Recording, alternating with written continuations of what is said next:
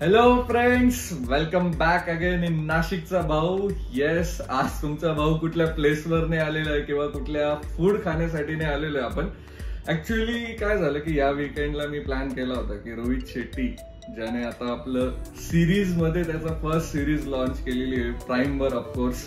तर मी विचार केला की मी जर माझ्या सॅटर्डेचे 4 hours ही सिरीज बघण्यात स्पेंड केलेले तर मी माझ्या व्ह्युअर्सला नक्कीच याच्याबद्दल काहीतरी रिव्ह्यू दिला गेला पाहिजे, जेणेकरून ते डिसिजन घेऊ शकतील की आपण 4 तास यामध्ये घालवावे की नाही घालवावे.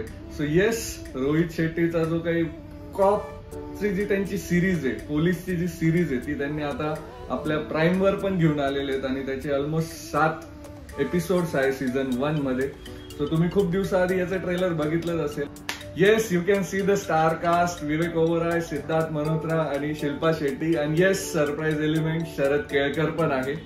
सो ओव्हरऑल जर सांगायचं म्हटलं तर रोहित शेट्टी म्हटलं की आपल्याला एक्सपेक्टेशन असतात की खूप सारं ऍक्शन असणार आहे, खूप सारं पोलीस, टेररिस्ट आणि मारामारी सगळं यामध्ये फुल पॅक आहे. म्हणजे ऑल 7 एपिसोड्स असे आहे की तुम्हाला कुठेच असं बोर नाही वाटणार किंवा कुठेच असं वाटणार नाही की सिरीजचा जो इंटरेस्ट आहे तो आपला संपतोय.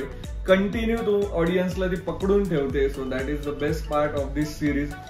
रोहित शेट्टी म्हटल्यावर ते होणारच. आणि येस, खूप सारे गाड्या ज्या आहेत त्या ऑफकोर्स या रोहित शेट्टींच्या मूवी मध्ये जर तुम्ही बघितलं असेल तर गाड्या रस्त्यावर चालत नाही तर त्या उडतात हवेत अक्षरशः.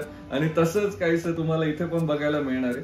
सो ओव्हरऑल या मूवीचा जो बेस आहे तो ऑफकोर्स ट्रू इव्हेंटवर नाहीच आहे. ही एक स्क्रिप्टेड आहे सिरीज. आणि जर बघितलं तर बेस हाच आहे की टेररिस्ट अटॅक, बॉम्ब ब्लास्ट, की एक टेररिस्ट आहे जो कंटिन्यू वेगवेगळ्या सिटीज मध्ये बॉम्ब ब्लास्ट घडवून आणतोय आणि त्याचाच पाठलाग ही जी मंडळी आहे ही करते.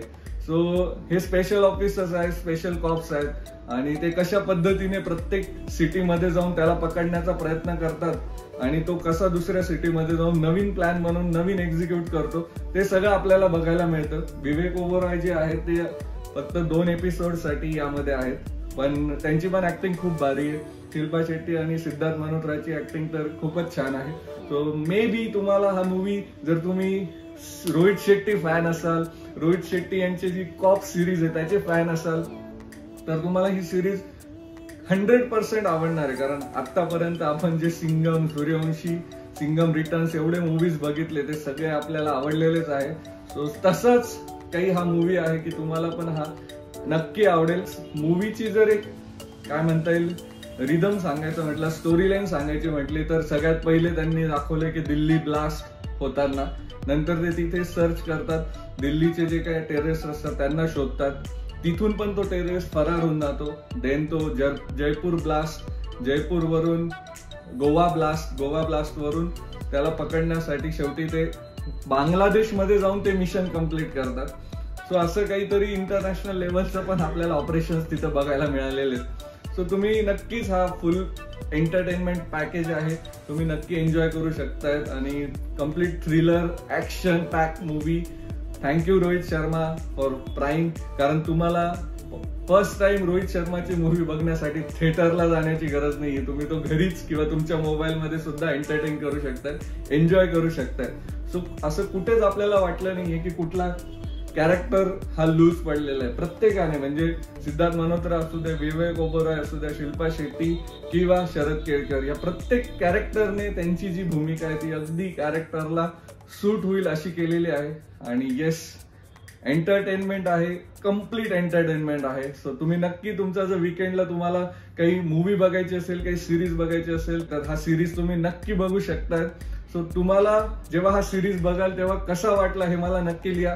So thank you. नाशिकच्या भाऊमध्ये एवढंच. तुम्हाला असं वाटू नका देऊ की ये किस लाईन में हम आ गए.